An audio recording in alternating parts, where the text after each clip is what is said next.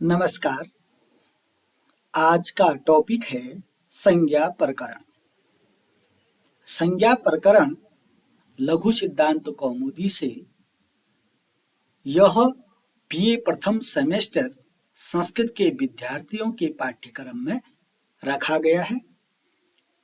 इस संज्ञा प्रकरण में 14 सूत्र हैं, जिसमें पहला सूत्र है हलन्त्यम। हलन्त्यम किसको कहते हैं? हलन्त्यम के बारे में आपको क्या क्या लिखना होगा, क्या क्या समझना है, आइए देखते हैं। हलन्त्यम उपदेश अवस्था में जो मुनित्रय हैं, मुनित्रय कौन कौन है? पाणिनि, कात्यायन और पतंजलि। जब आपसे पूछा जाएगा मुनित्रय कौन है, तो आपको मालूम होना चाहिए एक पाणिनि है, एक कात्यायन है, एक पतंजलि है। ये मुनित्रय हैं, संस्कृत के महान विद्वान। इन मुनित्रयों के द्वारा जब प्रथम बार उच्चारण किए गए सूत्र की अवस्था में जो अंतिम हल वर्ण होता है, उसकी इत संज्ञा होती है। यानी कि जब भी सबसे पहले इन्होंने कोई भी सूत्र लिखा, इन पतंजलि ने, इन पाणिनि ने, इन कात्यायन ने कोई भी सूत्र लिखा, तो उस सूत्र का अंतिम जो वर्ण होगा उसमें हलंत लगा रहता है। और वह अंतिम हलंत किसमें लगा रहता है? हल वर्ण में लगा रहता है। एक तो वह हल वर्ण होगा बच्चों, और दूसरा उसमें हलंत लगे रहेगा। तो यह शुरुआत कहाँ से होती है? पाणिनि से, कात्यायन से और पतंजलि ने। ये मान के चलिए जब पहली बार इन्होंने कोई सूत्र लिखा, तो उस सूत्र का जो अंतिम वर्ण होगा वह हल वर्ण होगा, और उस हल वर्ण की क्या होगा बच्चों? इत संज्ञा होती है। बस इतना जानना है। वैसे भी संस्कृत में बहुत से शब्द, बहुत से सूत्र क्या होते हैं? अंतिम हल वर्ण का होता है और उसमें हलंत होता है। हल का मतलब व्यंजन होता है बच्चों। व्याकरण, अब ये व्याकरण शास्त्र के प्रवर्तक महर्षि पाणिनि हैं, कात्यायन है और पतंजलि के द्वारा प्रारंभ में किया गया उच्चारण ही उपदेश कहलाता है। अब ऊपर लिखा उपदेश अवस्था में। उपदेश अवस्था में, उपदेश अवस्था का मतलब है कि जब पहली बार इन मुनित्रय ने कोई भी सूत्र रचा, उस अवस्था की बात करें, उसको हम उपदेश अवस्था कहते हैं। उपदेश अवस्था किसको कहते हैं? जब इन मुनित्रय ने, यानी कि पाणिनि ने, कात्यायन ने, पतंजलि ने कोई भी सूत्र का प्रारंभ किया, तो उसको हम उपदेश अवस्था कहते हैं। अब आपको इस सूत्र, ये हलंतम के बारे में जानना है। जो अंतिम हल वर्ण होता है उसमें हलंत लगा रहता है, उसकी इत संज्ञा होती है। इसका ध्यान रखना है आपको। अब क्या होती है? उसकी इत संज्ञा होती है। जैसे अगर आपको मैं कोई भी अक्षर दिखा दूं, तो हलंतम को सीखने के लिए, जैसे कि कोई भी इसको कैसे सीखेंगे? जैसे एक शब्द है अण है, अण। अण एक यहाँ पर सूत्र हो गया है। इसमें जो अंतिम ये जो है बच्चों अण, इसके अंतर्गत हमारे वो आते हैं अ, ई, उ, अण। अब इस हलंतम को समझाने के लिए मैंने एक प्रत्याहार सूत्र लिख लिया अण। अण के अंतर्गत आते हैं अ, ई, उ, अणो। अब ये कह रहे हैं जो ये सूत्र है बच्चों, अण सूत्र, इसका अंतिम वर्ण अण जो है, इसकी इत संज्ञा होती है, क्योंकि ये अंतिम वर्ण जो है यह हल वर्ण होता है।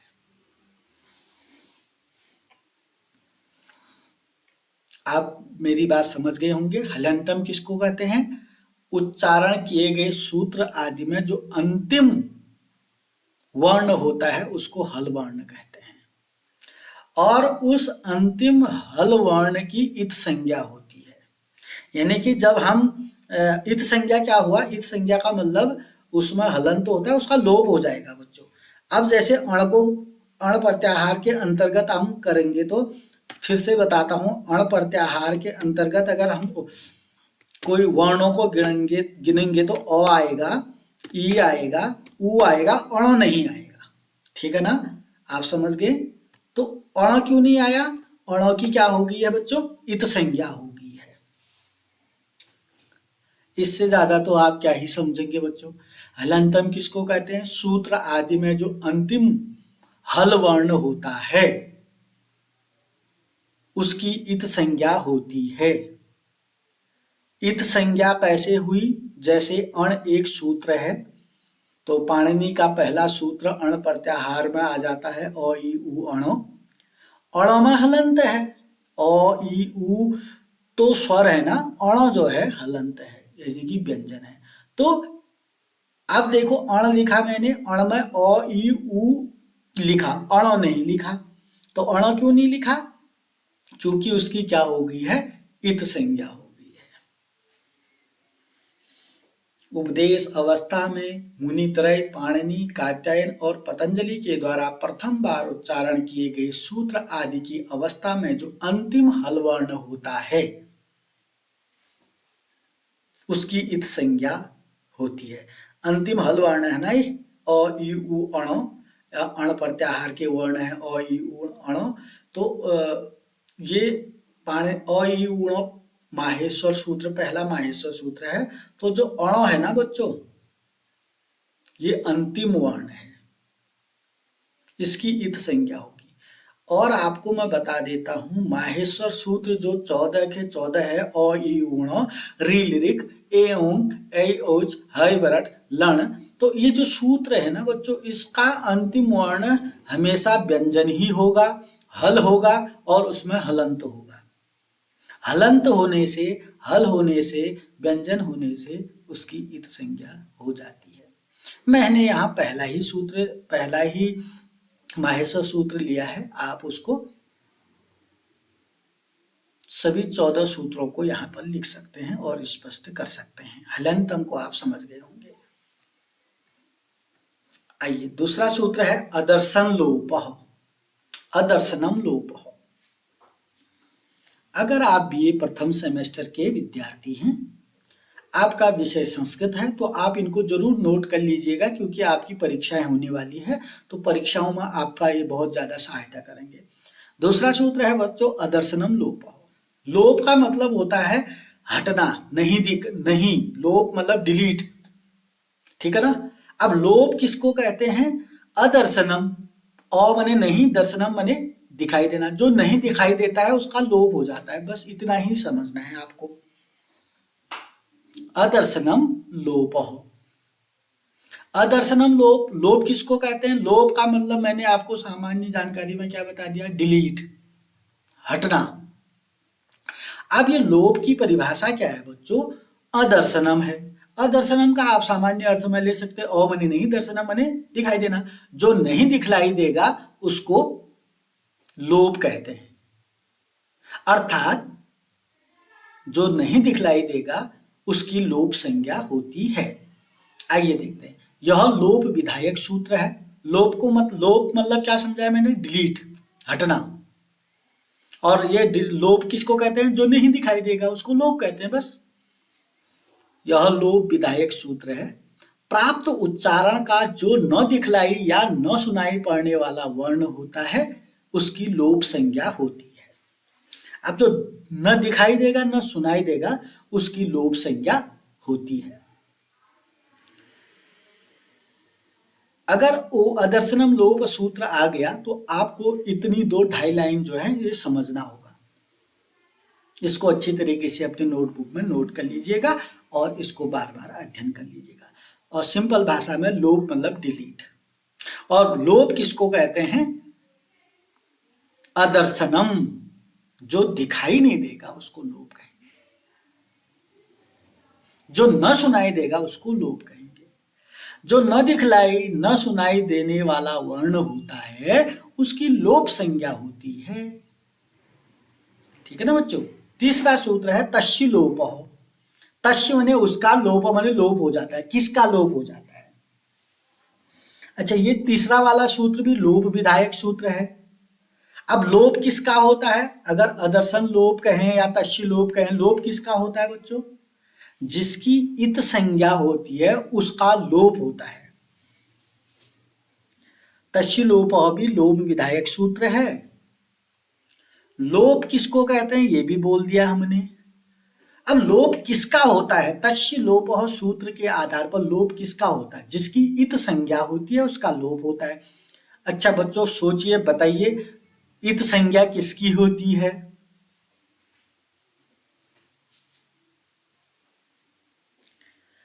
हाँ, जो आपने प्रथम सूत्र हलंतम में पढ़ा, इत संज्ञा किसकी होती है?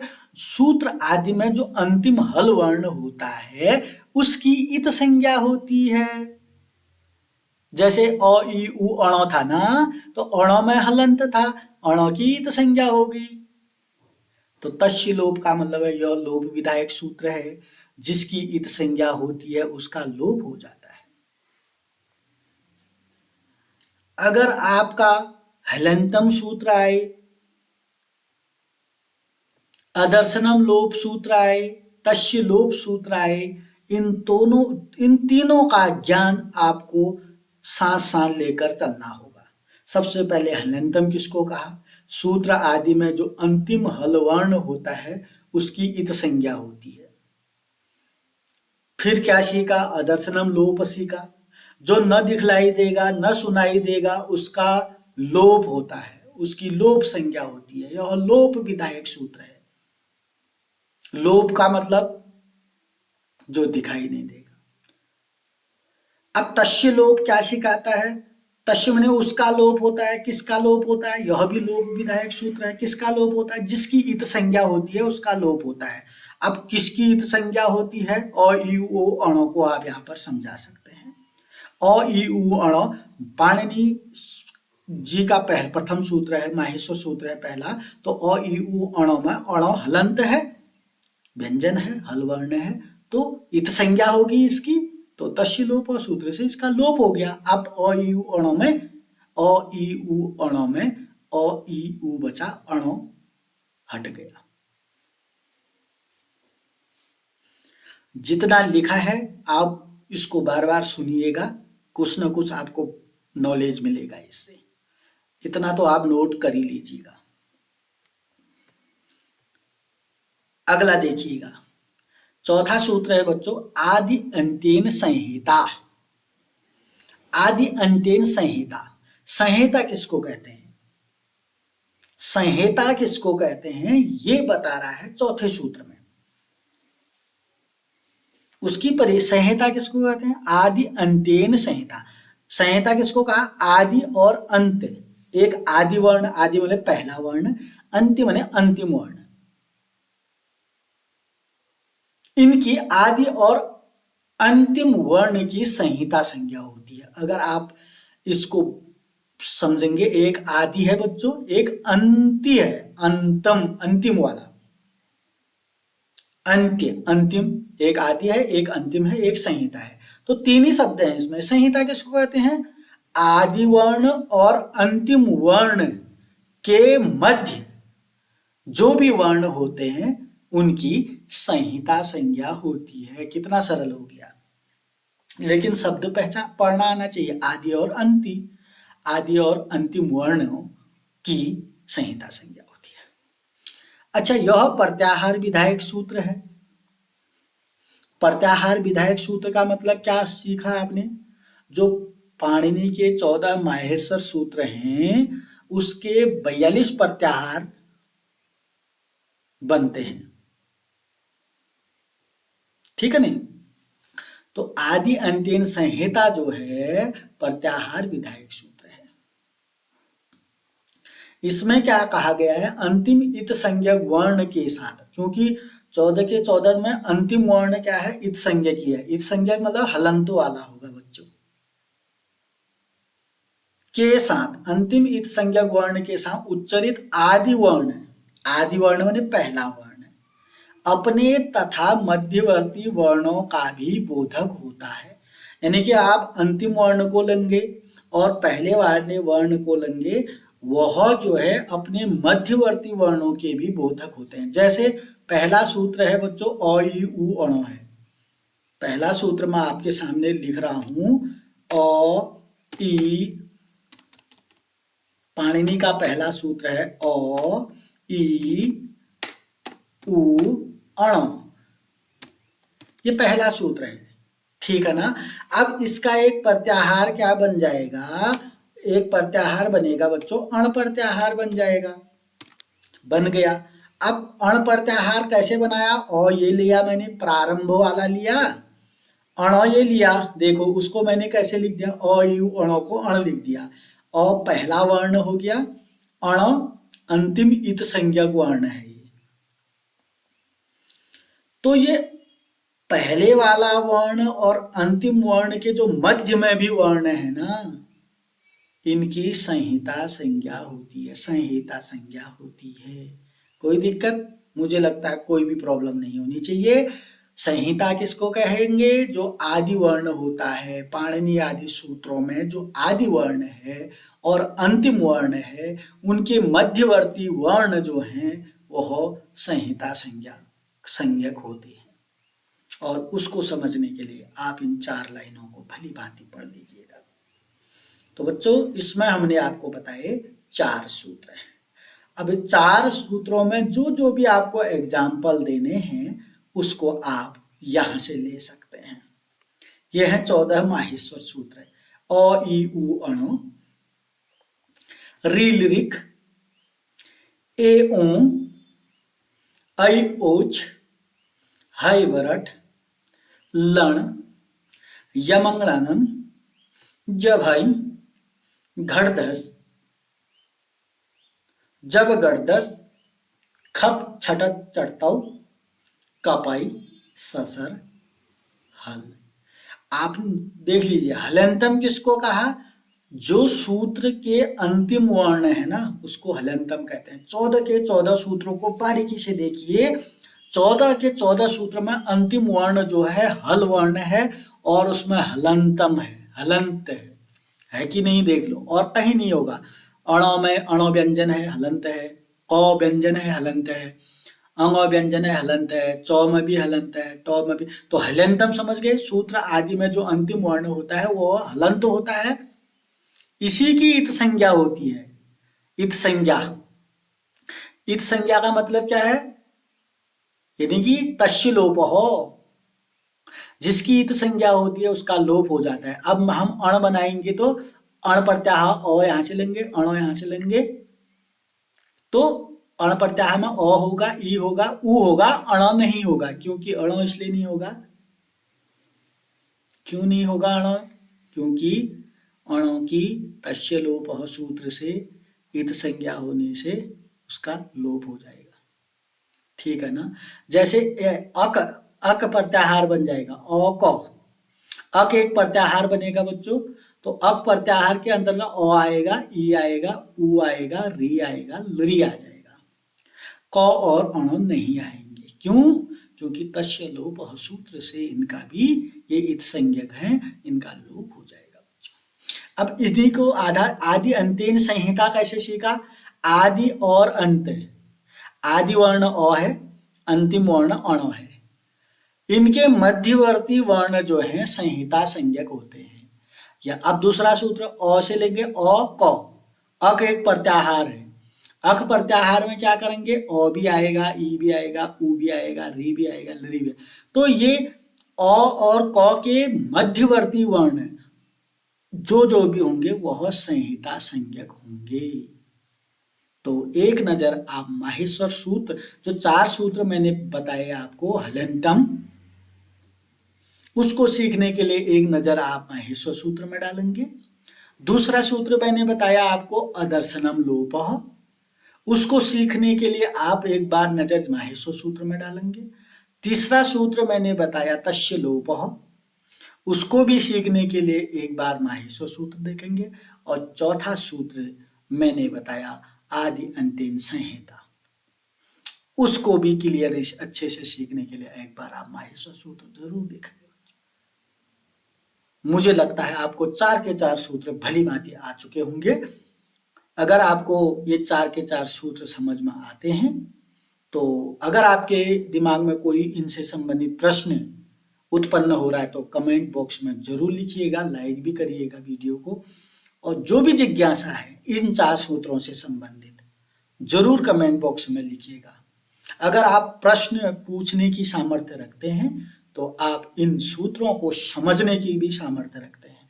अगर आपके दिमाग में प्रश्न नहीं आ रहे हैं तो मुझे लगता है कि आप इनको भली भांति समझने से रह जा रहे हैं।